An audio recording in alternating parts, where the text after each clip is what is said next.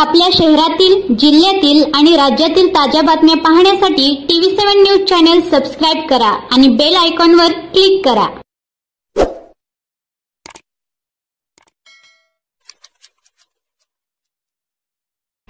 नमस्कार, मी AP मनोज बाबर, सहाय्यक police निरीक्षक सांगोला या ठिकाणी ऑगस्ट 2024 पासून कार्यरत आहे। सांगोला उपकेंद्र या ठिकाणी आम्ही महामार्ग सुरक्षा पथक जे अपघात घडतात त्या ठिकाणी आम्ही तात्काळ मदत करतो। अपघात घडल्यानंतर जे गंभीर जखमी झालेले असतात किंवा किरकोळ जखमी झालेले असतात त्यांना NHAच्या मार्फतीने ॲम्ब्युलन्सने 108 व NHAच्या ॲम्ब्युलन्सने त्यांना तात्काळ रुग्णालयामध्ये हॉस्पिटलमध्ये पाठवत असतो। गोल्डन हावर्समध्ये आम्ही जाण्याचा जास्तीत जास्त प्रयत्न करत असतो। तसेच सांगोला उपकेंद्राच्या अंतर्गतमध्ये NH 166, NH 965C व 965G तसेच 561A अशा प्रकारचे महामार्ग NH नॅशनल हायवे म्हणून सांगोला उपकेंद्राच्या हद्दीमध्ये येतात। तसेच 1 जानेवारी 2025 ते 31 जानेवारी 2025 या महिन्यामध्ये रस्ता सुरक्षाचा कार्यक्रम जनजागृती करण्यात मोठ्या प्रमाणामध्ये आलेली आहे। महाराष्ट्र सरकारने 1 महिन्याचा यामध्ये कार्यक्रम जास्तीत जास्त राबवण्याचा आम्ही या ठिकाणी प्रयत्न केलेला आहे।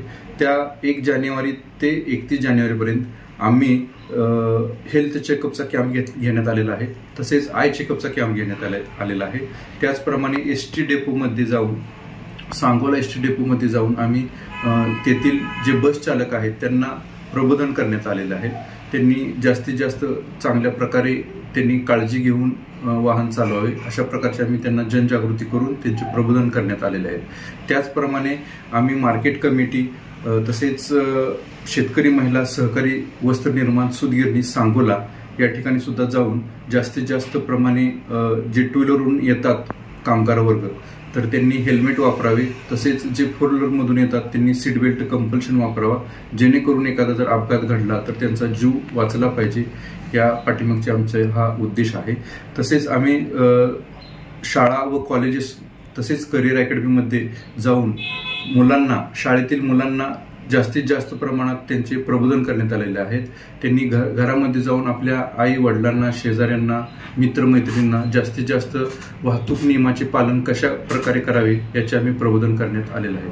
तसेच साखर कारखान्यामध्ये सुद्धा जाऊन आम्ही जे ऊसाचे ट्रॅक्टर आहेत तर त्यांना पाठीमागच्या साईडला रिफ्लेक्टर लावावे। तसेच ऊसाची वाहतूक करताना जो ट्रॅक्टर असतो त्यांनी कमी आवाजामध्ये गाणी लावावीत व वाहतुकीचे नियमाचे पालन करावे या संदर्भात आम्ही सर्वांना प्रबोधन करण्यात आलेले आहे। नमस्कार।